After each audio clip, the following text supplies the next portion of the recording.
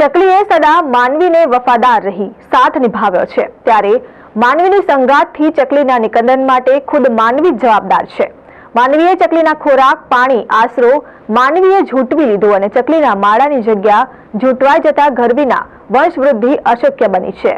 વિશ્વમાં સૌથી વધુ ફેલાયેલું પક્ષી અને વિપુલ પ્રમાણમાં જોવા મળતા પક્ષીઓનો ખિતાબ ધરાવે છે। માનવ વસ્તીની નજીક રહેવાની અને તેમના પર વધુ આધારિત રહેતી ચકલીઓના વિનાશ માટે માનવીએ જ તેના ખોરાક, પાણી અને આશરો ઝૂંટવી લીધો છે।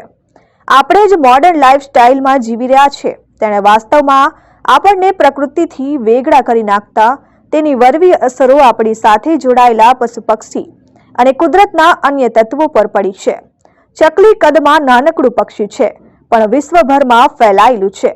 આ નાનકડું પારેવું લુપ્ત થતું જાય છે। ચકલીઓના વિનાશ માટેના ઘણા કારણો છે। આ બધા કારણો પાછળ માનવી જ જવાબદાર છે। હદ બહારનું ધ્વનિ અને વાયુ પ્રદૂષણ, મકાનોની બદલાયેલી રચના, રાસાયણિક ખાતર અને જંતુનાશકો, આ બધા જોખમો નાનકડા ચકલાઓ માટે જીવન ટકાવવું કઠિન બન્યું છે। બીજા પક્ષીઓની જેમ ચકલા ઝાડ પર માળા બાંધતા નથી। માનવ વસાહતની આસપાસની જગ્યામાં જ તેઓ માળા બાંધે છે। તેથી જ તેને ઘર ચકલી નામ આપવામાં આવ્યું છે। આપણી ઝડપથી બદલાતી જતી લાઈફસ્ટાઈલને કારણે ચકલાઓને તેમના જીવનના દરેક તબક્કે આહાર, આશ્રય અને સલામતી મળવાનું ખૂબ જ ઓછું થઈ ગયું છે।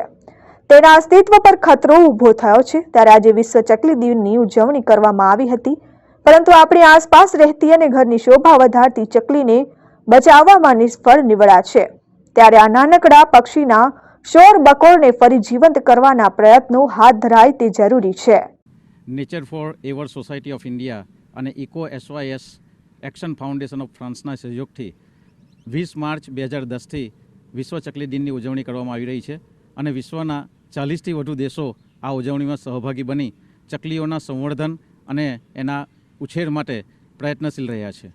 આપણે સૌ જાણીએ છીએ એમ ચકલી આપણા ઘર આંગણાનું પંખી હતી, પરંતુ આધુનિકતાની દોટમાં અને સિમેન્ટ કોન્ક્રીટના મકાનો બનવાને કારણે ચકલીઓનું જે મૂળ આશ્રય સ્થાન કહેવાય એવા જૂના મકાનો આજે રહ્યા નથી।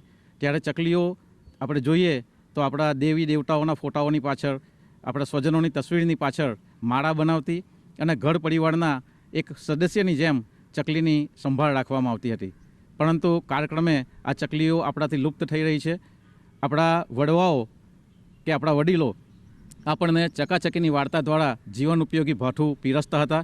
એ ચકલીઓ આજે લુપ્ત થવાના આરે છે। ત્યારે આજે વિશ્વ ચકલી દિન નિમિત્તે આપણે શું સંકલ્પ કરીએ કે આ ચકલીઓ ફરી આપણા આંગણામાં કિલકિલાટ કરતી થાય, એનો ઉછેર થાય, એનું સંવર્ધન થાય।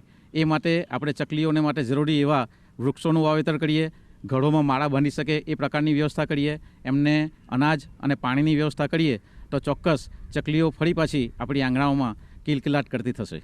Dharmesh Patel, RN news, Ankleshwar.